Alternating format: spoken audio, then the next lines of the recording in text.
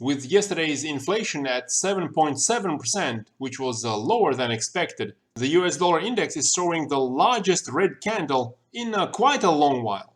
That is due to less of a reason for the Fed to stay very hawkish. Last time we looked at DXY was over here on Halloween, and I noted that while we expected a weaker dollar, it had declined a little earlier than I expected.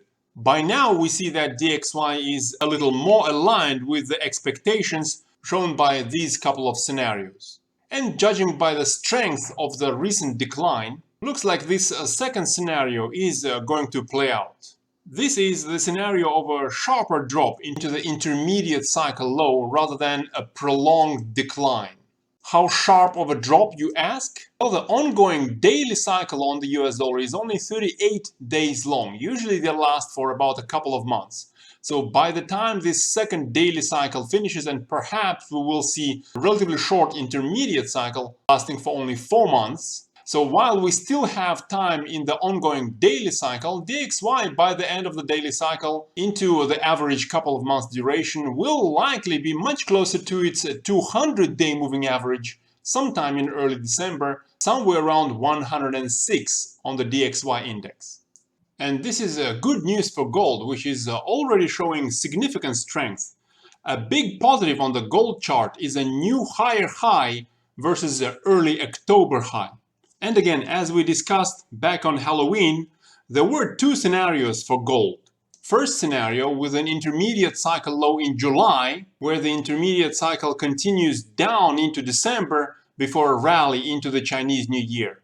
Or the second scenario with the intermediate cycle low in September. And again, the current strength and the higher high suggest that we've likely seen the intermediate cycle low in September, with a more recognizable bounce out of that intermediate cycle low compared to the bounce into early August. And moving forward with the ongoing intermediate cycle, we'll likely see a continuation of the rally for a few months all the way into the Chinese New Year with the seasonal buying in Asia. But that is in the intermediate term. In the shorter term though, RSI is getting pretty close to overbought. So over the next 2 to 4 weeks, we might see a bit of a consolidation, maybe a sideways move, or perhaps a bit of a correction in gold down into the short-term daily cycle low. To put it on the chart, perhaps pushing closer towards that 200-day moving average and the previous August high, perhaps bringing in more of the gold traders just before dropping down to the support of the previous early October as well as September highs. Somewhere around 1720 perhaps down into the short-term daily cycle low, just after the traders get confident enough to enter close to that 200-day moving average. As you might have heard, the markets often behave in a way to hurt the most number of traders.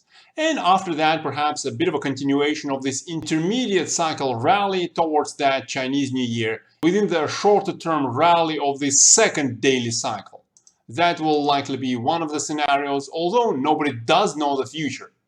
And such a scenario, by the way, brings us into that significant zone anywhere between 1840 and 1880 that has been respected multiple times, as you see, over the last couple of years. We see a lot of local highs and local lows within that area. So it's likely there will be some significant resistance around there, at least temporarily.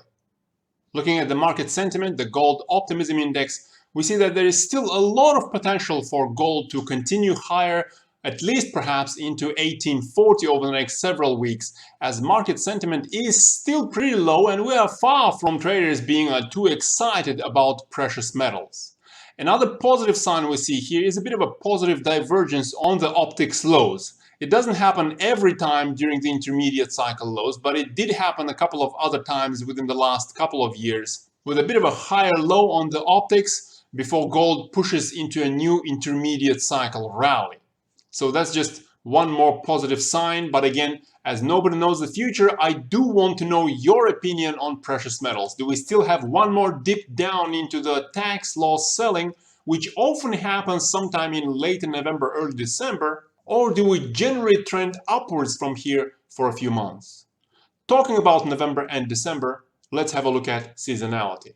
As I mentioned, we see a bit of a dip down into late November and mid-December. That's when we've often seen intermediate cycle lows take place in gold, notably in December 2015, for example, when the previous gold bear market finished.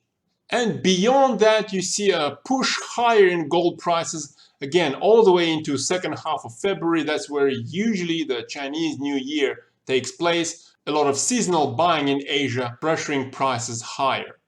So if you ask me, it's time to start accumulating gold, especially if it shows a bit of a weakness down into some correction to the previous highs around 1720 over the next couple of weeks.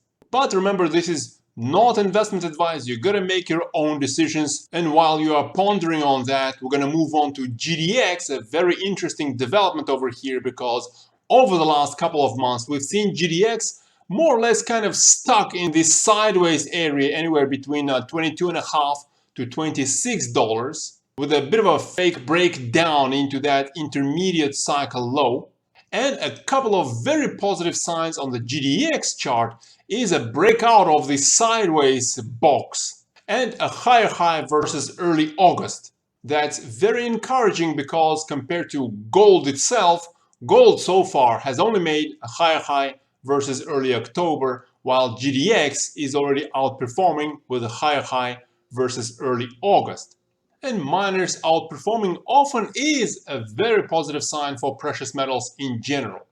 Another small thing to notice over here for an eagle-eyed investor is a bit of a gap over here around 27.2, 27.1 on GDX, and often gaps do fill, meaning that just as I mentioned for gold, miners might also correct sometime over the next couple of weeks to fill this gap, and that might be a nice buying opportunity into the intermediate term. And again, that's only my opinion. Let me know what you think about precious metals, gold and silver, and let's have a lively discussion going on down in the comments below. For more details on a range of assets, consider joining us at myfinancesteacher.org. Have a very nice day. Bye-bye.